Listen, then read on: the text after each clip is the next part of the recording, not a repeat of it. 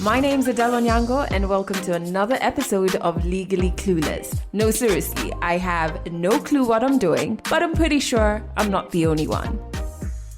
Hey you, welcome to episode 259 of Legally Clueless. OG members, thank you so much for rocking with the podcast. I have so much love for you. Thank you for being part of the family. If you're new to this podcast, well, audio episodes like this go out every single Monday, and you can catch them on all your favorite podcast streaming apps or platforms.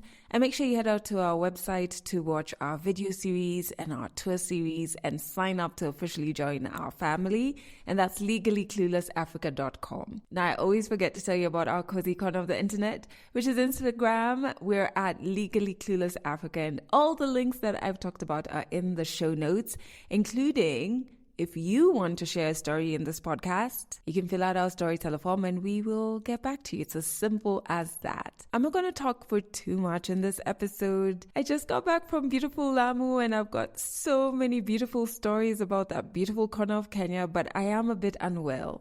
So I have to save my mini stories for later and just jump into the things that you really need to hear. Okay, so before we get to part 2 of Tonee's story, we're working on our next wellness talk, and it's on something that I wish every African woman had access to, which is a good gynecologist. You know, one who you feel safe with, who listens to you and your observations and doesn't blow them off, and one who really just understands our bodies. And we want to get you in a room with a gyna and have them answer all of your questions, even the ones you've been too embarrassed to ask. There's going to be no shame in this space. It's going to be virtual, so it's going to be accessible to everyone.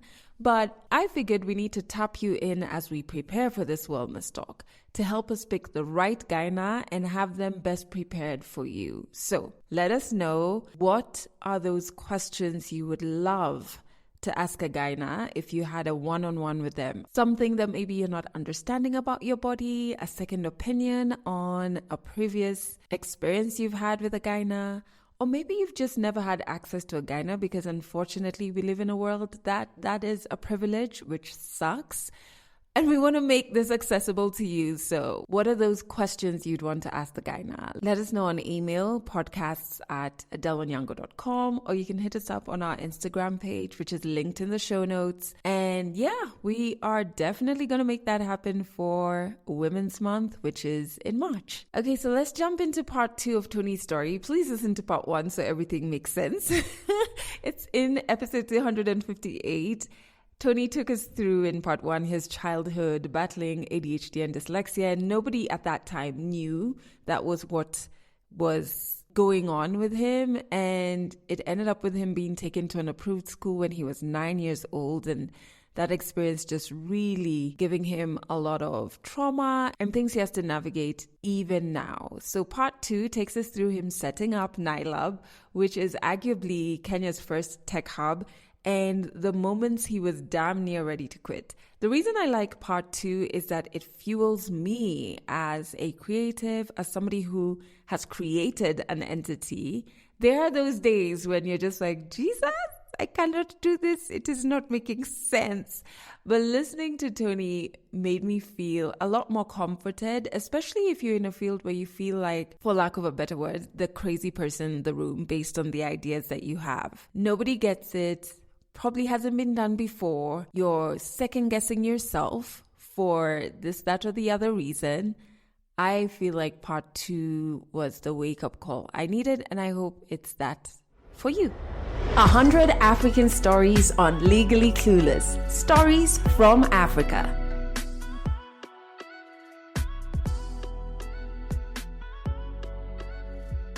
There's so many moments of both great joy and great sorrow. One of the moments of greatest sorrow was I was in the office from Tuesday to Friday, and I was sleeping on the floor in the 9lab office. So it was a big space. It's just imagine an empty top floor space at this building called Bishop Magwa in Nairobi, and it's 4,000 square feet. It's just empty. I was sitting there because two things had happened. First, I didn't have the confidence that if I went home, I'd come back. I wasn't sure because I was so tired of sending emails, inviting people to come and see the place, trying to pitch the vision. People would come, they'd laugh and they'd leave. And these are corporates, like Kenyan corporate bigwigs. Some of them are dead right now, some of them are still alive. But we would invite people, share the vision, and they would completely laugh us off. They would be like, technology in Kenya, what do you mean? No. And it would be like asking for like 100,000 shillings to do the floor, 200,000 shillings to do the whatever. We were not even, it's insane.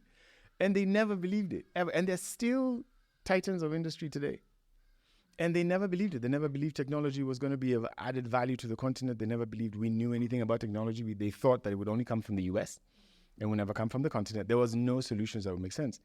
And I had meetings from that Tuesday to that Friday, every day, 5 to 7 people, because we had done this, it's like a road show, but they were coming to us. And I remember I would pitch the whole day, work at night on proposals to all of these people because everybody wanted their proposal in a certain kind of way. And I'd sleep there for 2 to 3 hours. And I'd wake up, wash my face with like a cloth, and, do the passport wash, and start again because these executive comes, most of them would visit at 7:30 in the morning. And I was, by Friday, I was at the point of tears.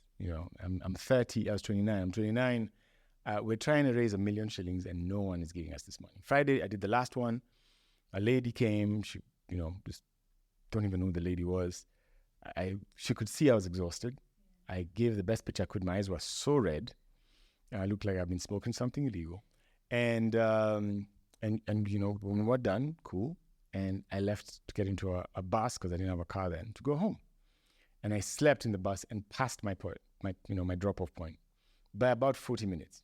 And when I got to the end of, when the bus gets to the end of the route, the driver's like, we're done. We're not going back. It's evening. So I come out. I've passed my stop 40 minutes ago in a bus. It's I'm about, if I was to walk, I'm like 2.5 hours away from where I need to go. And there are no buses going back. And I will never forget this. It was 7:30 p.m. It was starting to rain. And I hired a guy with, it's not a motorcycle the way we know motorcycles now, but like a Vespa to get me back home. And he was just telling me stories that made no sense to me. But it was the kindest thing a person had ever done for me. And I remember that guy forever because I knew I was going out of his way. And I paid him like 200 shillings, which then was like $2. And he took me 35 minutes back to my stop. He was just telling me how life is nice, the trees are cute, we need the rain is so good. Can you smell that smell of the rain touching the soil? And it was like therapy. And when I got home, I remember getting home, showering. I got into bed. I didn't want to wake up for Monday. And on Monday morning, when I got up and got back to the office, this last lady had sent 250,000 shillings, or $2,500 at the time, saying it wasn't from her company, but she could see how much I had struggled. She didn't want me to stop. And that's the amount of money that started the first pieces of wood and cement and concrete and seats and whatever that the company started with. 250,000 shillings is what started the NILAB from a lady to this day. Couldn't tell you who she was. And 2.5 years after that, we closed a $5.5 million round. 2.5 years. That lady, I get you, whoever you are, God bless you, because if you didn't send that money on Tuesday, I'd have left and never come back. That's another story altogether, because when we did, I had burnout. It closed in November, maybe say November 20th or December 6th or something. And by January 10th, I had quit. I was so exhausted. I'd been doing that for 2.5 years. My firstborn had been born. I barely caught it. And I just wasn't present. I wasn't present in my first marriage. I just wasn't there. I never was. And I knew that a lot of mistakes were made in my personal life and in the company's life because I was not present. I was not fully aware of myself. I was constantly tired. I was constantly chasing for something I couldn't reach for because I didn't have anyone to emulate. We didn't have anyone to follow with, especially for me. He had a good community of people around him because he built it with the people from Uhasibu. So he had a small team. But I was running this with Bart, who is in the Netherlands, and I'm running this here as a technology enthusiast, not even as a technology expert, with a couple of friends, Maria, Sebastian. But I was by myself, really. When push came to shove, I was alone. And so when all is said and done, you learn that you were learning as you went, and you were burning as you went. It was constantly on afterburners, constantly just gear 6, driving super fast, burning through the engine, running on nothing. And so when we closed the round, I was super happy when they told me. But I had a very big hole in my chest because I knew I had nothing left to give. And so January, I said, I'm done. And that was one of the hardest decisions of my life. But I knew if I didn't do it, I would probably not be here today. It's very important to be honest with yourself when you're doing something and knowing when to stop and knowing why you're stopping. There's sometimes you stop because you're lazy. There's sometimes you stop because you're giving up on yourself. There's sometimes you stop because you're giving up on someone else. But then there's sometimes you stop because it's time to stop. It's rare that you get to a place where it's time to stop. Very rare. But you really need to. That's the one you need to know. You need to know that one. And I knew I was stopping because it was time to stop. There's a lot of things, even in my life, even right now as I speak to you, that seem that I should stop. But I know it's because I'm lazy, or I was uneducated and I didn't understand. And I want to come in with fresh eyes and redo it. Because I am a different person. Like, I am literally a different human when I walk into a situation with different amounts of knowledge. But then I knew there was nothing left. And I was done. Burnout looks like black space. Burnout looks like a lack of creativity, a lack of interest. Burnout looks like indifference. Indifference is more dangerous than hate. Because hate is, somebody told me, hate is love turned upside down. Love is when I want to get your attention positively. Hate is when I want to get your attention negatively, right? But I still want to get your attention at the end of the day. That matters to me. Indifference, I don't care anymore. And that's when I have resigned myself to whatever failures or flaws we find. I was indifferent. If the building burnt down, I wouldn't care. That's when I knew. I had no creative incentive. I had no purpose, joy. I was drawing nothing or giving nothing. I was wallpaper. And I was done. There was no more Tonee left inside Tonee. And Tonee's key man syndrome. When you know you're the one who's driving something and you don't find yourself, you will drive it to the ground. So leave. So I left. This is 2011, where saying you have a mental health issue is like saying you've got schizophrenia. And everyone's like, they've lost their minds.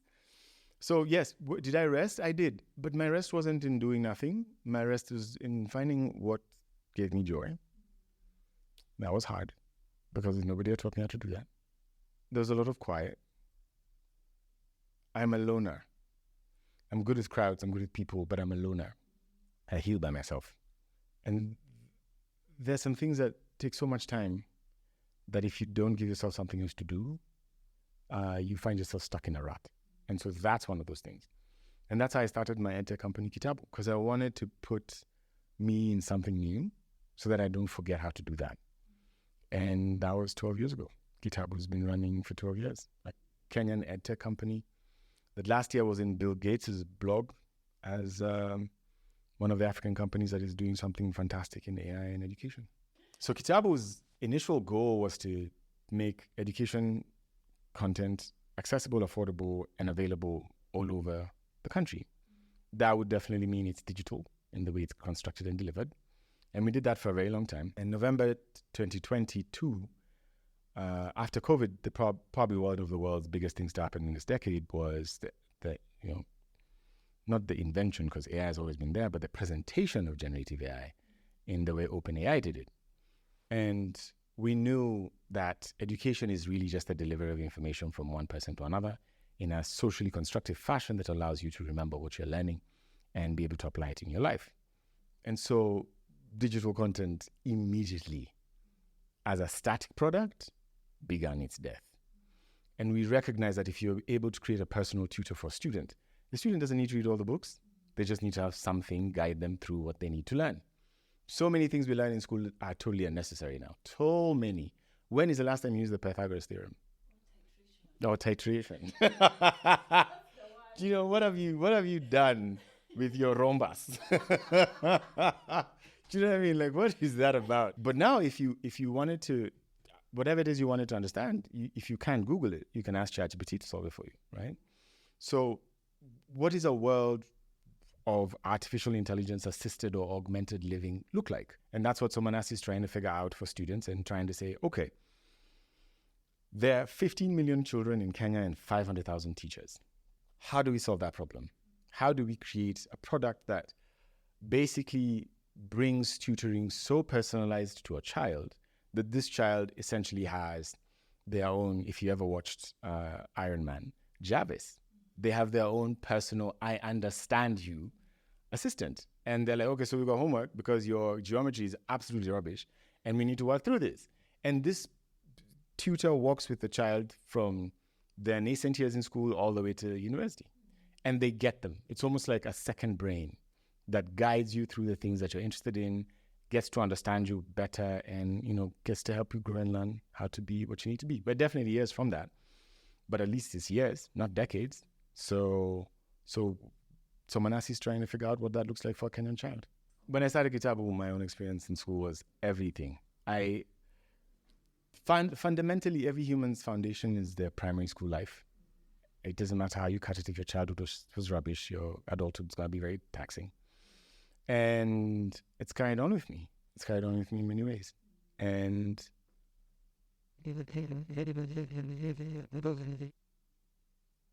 I don't know how to not go back and try and fix my past life. I can't do it because science has limitations. But if I can do it for other children, I'm definitely going to try. I know my parents meant well, and they've always apologized about that situation. They said we made the best decision we had with the information that we had. And so the issue was the information they had.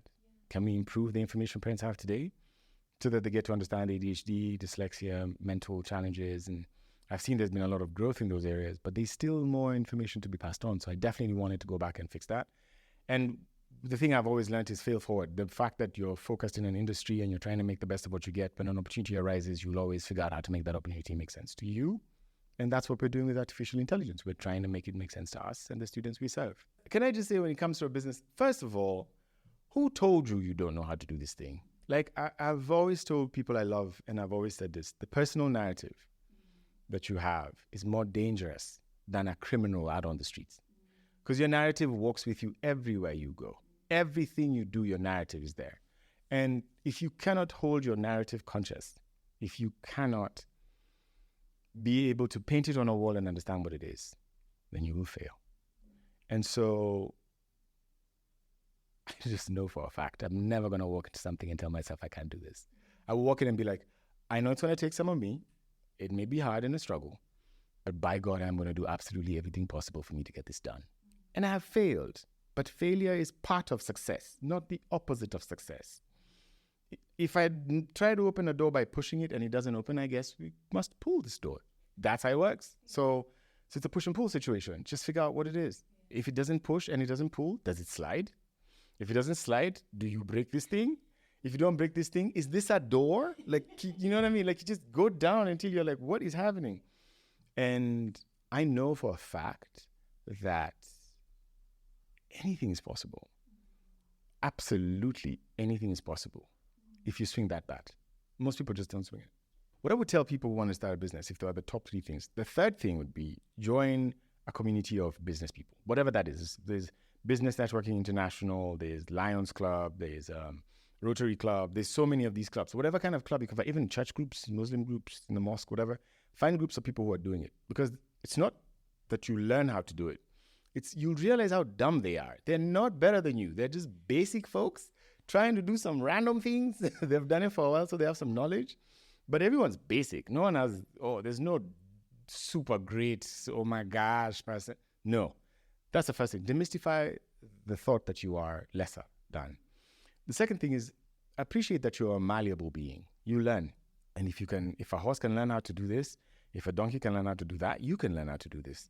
So learn, just be open to learning. Be open to learning what a P&L statement is. Be open to learning what customer acquisition is. Be open to learning what customers like, delivery mechanisms, distribution, storage, warehousing costs, operational costs, CapEx, OpEx. Just be open to saying, I am a student. A lot of people fail there. You will never know what a good life is until you're able to learn something new. The first thing and the most important thing I would tell someone when they want to start a business, do it for the right reasons. Don't do it to make money. That's a terrible reason. Do it because you love what you do, because 95% of the time, it'll be hard. And if you learn why you're doing it, if you have a clear why, and your why gives you a sense of confidence that on the worst days I will stick to this, then begin. But if it doesn't, please don't waste your time and everybody else's. Don't start because of the money. That doesn't make sense. Do it because you feel I can commit to this. How did healing help me with presenting myself in business? Well, there's 1,000 different ways you can heal, but there's two main ways. You could do it in private or you could do it in public. And I don't mean in front of people or away from people. The private or public is yourself. You can do it in front of yourself or you can hide it behind yourself. A lot of people are very good at burying their pain into things, and they look for pacifiers to manage it. And it can also be therapy. Therapy can be a very good pacifier because you're not dealing with the problem, just talking about it. When it's private, when it's hidden, when it's back there somewhere, when it's a thing you're doing on the side, that healing is more of a patch-up job. But when you're making it public, just for yourself, like it's in front of your face, you realize that you're sculpting yourself as you go. I've had to do that because I was not of a generation of therapy. I've seen it hurt people I care about deeply because it takes a lot more of me a lot of the times than I have. I do now have 2 kids I'm trying to raise, but my priority has always just been trying to stay afloat, like as a human. But that cannot be how you live. You can't be a survivor. I do not celebrate survival. And part of healing as an individual is also recognizing that it reflects on everything I do. If I am surviving as a person, then my businesses are surviving. My relationships are surviving. Everything is surviving. But if I'm thriving as a person, everything around me is exactly there. And a lot of the times when you get into situations where you have to show up as a person and you're not complete, the situations reflect exactly who you are. So being able to understand that my own journey of healing is a direct representation of my business, or will be a direct representation in my business, has allowed me to think differently about what I need to do to heal. And I'm much more cognizant of my disabilities and incapabilities and much more willing to find help with them. Yeah, there are some that I just accept. Never. I will never accept something that I know I can change. And if I cannot change it, I will punch through that wall until I figure out how to go around it. Because I know struggle better than most. And when you know what rock bottom smells like, tastes like, feels like, when you get so comfortable understanding what rock bottom is, you stop being scared and you just go all the time. I think rock bottom has built more heroes than privilege, which is a thing I've stuck on my wall in the house to remind me that there's nothing to be afraid of. You will hit rock bottom. You get up, you dust yourself off, you climb back up again. You've done it way too many times to get in any way moved or traumatized by it. That's my plan. Started TikTok on October 1st, 2023. By December 31st, 2023, there were 40,000 people on it. And with like 500,000 views or something like that. And I didn't have a vision to start. I just went out there complaining about I went out there highlighting how many men are complaining about their inability to raise capital or to survive the tough economic times. I know what that feels like more than most. And especially for a person who's a big visionary who's trying to build companies, I've got 2 now, Tribe and Kitabu. It's tough, it's hard, I understand. And I wanted to give people pointers on some things that I've learned. And so I went there being like, these are the suggestions and ideas that I have, and they seem to resonate with a lot of people, and it's grown really well. And it's not even about the number of followers or the viewers, and I haven't done it for a while, actually, for like 3 weeks. It's because I I think the most beautiful gift is the gift that's shared. And I want to share what I know, hoping that it helps someone, and it turns out it's helping quite a lot of people. And this year, my intention is to really get intentional about it. Because last year, I wasn't intentional about it. I was just winging it. I was like, I need to do a video today. What shall I talk about? And then when I'm making the video, I'm talking about the thing I'm talking about. But this year, I want to be very intentional, put some things out that are useful, and even maybe start meeting people, start doing some activity. I don't know, road shows, if those make sense. Start going to meet people in their businesses and do some of these places I mentioned, the Business Network International and the Rotary Club meetups, and just get to meet with people. But more than that, I really want to experience what a good life of adventure looks like. So I don't just want to do this in Kenya. I'd love to do it in Africa, different places in the continent, and travel around with the people I love. That's the goal. Catch more African stories in the next episode of Legally Clueless. How impactful, are our childhoods? I feel like that's like the number one takeaway from part 1 and part 2 of Tonee's story. Just how our childhoods and the things we experienced then are completely linked to our identity and the things we battle in adulthood, yani who we are. When listening to Tonee's story, I really want to know, where did it take you back to in your childhood? What experience or words from back then are you carrying with you? Feel free to share it in the comment section on our Instagram or DM us, because this is a community where we learn from the storytellers. They help us meet ourselves a bit more deeply. Also in the show notes, speaking of meeting people, you can connect with Tonee and see all the awesome stuff he shares on his TikTok, especially if you're into business. Yeah, and not only that, he talks also about parenting a bit, which I think we need to share part 1 of his story, so episode 258 and episode 259, with all the parents in our lives, right? I hope you enjoyed this episode, and thank you so much for listening to the very end. Remember, you can catch us on Trace FM across East Africa Mondays and Wednesdays at 1 p.m. and 11 p.m., Fridays at 1 p.m. Just go to traceradio.co.ke to stream. And don't forget to let us know about the questions you'd love to ask a Gaina, so that we can make sure we incorporate your thoughts as we gear up for our next wellness talk. That's it for this episode of Legally Clueless. You can share this podcast with your friends. You can keep it for yourself. I'm not judging. Just make sure you're here next week for the next episode.